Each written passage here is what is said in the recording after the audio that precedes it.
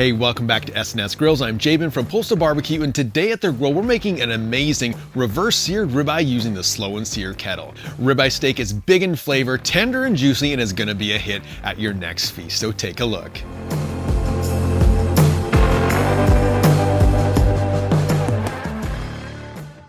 As I said, welcome back to SnS Grills. I appreciate you being here. If you haven't yet hit that subscribe button as well as that notification bell, make sure to do so for more great barbecue recipes just like this one. And so today we're gonna be cooking up these amazing ribeye steaks. And when it comes to steaks, there's no better steak to go for than a classic ribeye steak. They're rich and beefy flavor, tender and delicious, and a great option for any feast. And so that's what we have here. And when you're picking out your ribeye steaks, there's a couple things to be mindful of. The first one is your marbling content, and you want to look for a steak that has a good amount of marbling, because that marbling in the steak is going to melt down, adding a ton of extra flavor to these ribeyes. The second thing you want to look for is the thickness. When I'm doing a reverse sear ribeye like I'm doing today, I always like to go between 1.5 inches to 2 inches thick, because you're going to get a better overall result, as well as because it is a little bit thicker, you're going to have a little bit more of a buffer in case you do overshoot your temperatures on your final sear. And so that's what I have here. I picked up these amazing 2-inch thick ribeye steaks that have a great marbling, and they're going to have a lot of flavor just inside of this meat. And so today I'm going to be seasoning these ribeye steaks with Meathead's amazing smoked red meat barbecue rub, and this rub goes really great on ribeye. It has the right blend of salts and peppers, as well as a little bit of a herbal note that really enhances the flavor of these steaks. And so to get started, what we're going to do is I'm going to take a little bit of extra virgin olive oil, and I'm going to place that onto the outside surface of our steaks. I'm just going to brush that around. And this is going to be a little bit of a binder for our rub to stick to. There we go. Next, I'm going to grab my barbecue rub, and I'm going to apply a nice coating to both sides of these steaks, making sure that it's fully coated, but also that I can still see a little bit of that steak coming through.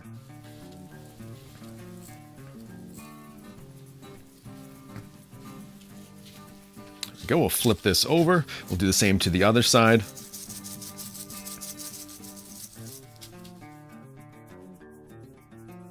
All right, that looks very nice. And so, as I mentioned, this rub does have salt in it. And so we're not only using it today to season our steaks, but also utilizing the salts that's in there to dry brine these steaks. And so what's gonna happen is the salts that are in that rub are gonna absorb into the core of this steak, giving us a perfectly seasoned bite every time. And so what I'm gonna do is I'm gonna place these in the fridge covered for about 2 hours, and then I'm gonna come back and we'll get ready for our cook. So our ribeyes have been sitting in the refrigerator for 2 hours now, just resting in that barbecue rub, allowing those salts to absorb into these steaks. And you'll notice that these ribeyes have darkened up just slightly from some of those spices that are in that barbecue rub, and they look absolutely wonderful. And so with them seasoned and dry brined for a couple hours, let me show you how I set up the slow and sear kettle for today's cook. For today's cook, I'm going to be using the drip and griddle along with the slow and sear basket with the water reservoir in place. However, we're not going to be using water today. Next, I placed in about 12 briquettes into the corner of the slow and sear basket, and I got those coals fully lit. Once those coals were fully lit, I then filled up the remainder of the slow and sear basket with unlit briquettes, and then I closed up the lid and adjusted my top vent about 1/3 of the way open, as well as my bottom vent fully closed with my smoke hole, again about 1/3 of the way open. All right, so with the slow and sear kettle sitting around 225 degrees, let's go ahead now and get these ribeyes onto the grill opposite the coals.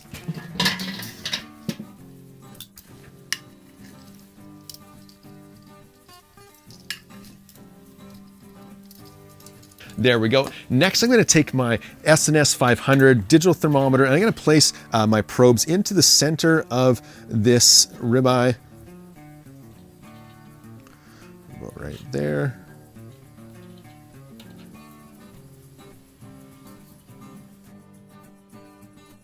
And so with this cook today, I'm not going to be adding any hardwood. So with everything on the grill, I'm going to close up this lid, and we're going to begin cooking this, like I said, around 225 degrees until it reaches the internal temperature of 90. And then at that point, I'm going to come back and we'll give it a flip.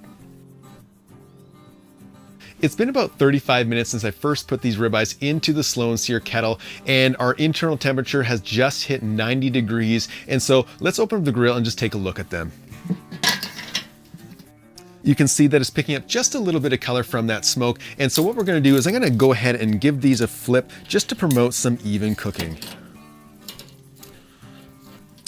All right, there we go. So I'm gonna quickly close up this lid again, and we're gonna continue to cook this at 225 degrees until it reaches that internal temperature of around 110 to 115 degrees. Then at that point, we're gonna come back and get ready for our final sear. It's been another 20 minutes of cooking around that 225 degree mark, and the internal temperature of our ribeyes has reached around 113 degrees. And so I'm gonna go ahead and open up the grill and prepare for our final sear. Those ribeyes look absolutely fantastic already. And so to prepare for our final sear, I'm gonna slide our ribeyes back just a little bit so that I can easily open the door of our grill grate. Next, I'm gonna mix together both my lit and unlit briquettes together in the slow and sear basket, and then let those coals get roaring hot. So it's only been a few minutes and our coals are roaring hot, ready for our final sear. And so what I've done is I removed all of our probes from the grill so that we can do the cold grate technique, which means we're gonna be searing these steaks for about 45 to 60 seconds on each side twice. And so with our coals hot and ready to go, let's go ahead and do our final sear.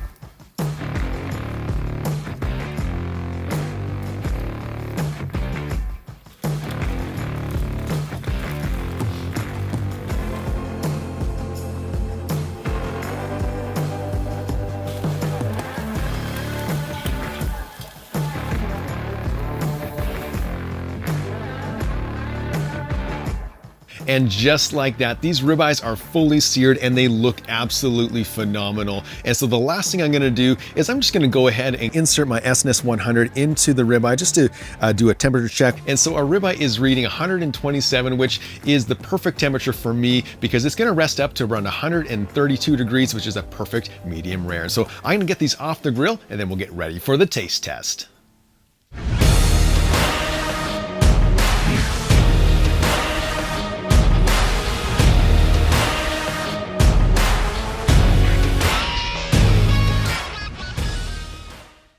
It took just over 1 hour to make these amazing ribeye steaks using that reverse sear method with the cold grate technique, and these ribeyes turned out absolutely phenomenal. The color on the outside is rich in mahogany and the aroma is absolutely incredible. You can already pick up some of those herbal notes that's in Meathead's rubs, and it smells phenomenal. And so let's go ahead, slice it open and see how we did.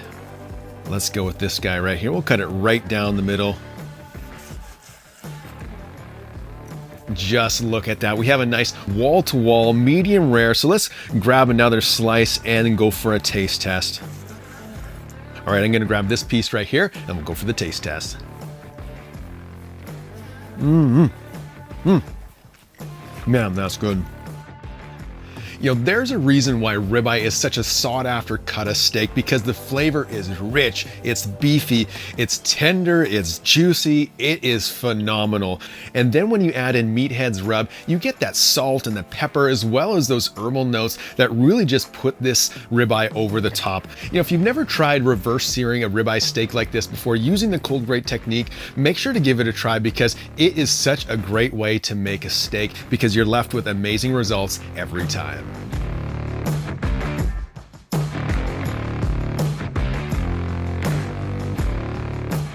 So that's how you make that amazing reverse seared ribeye steak using the slow and sear kettle and cold grate technique. I hope you give it a try, and remember, 2 zones are better than 1.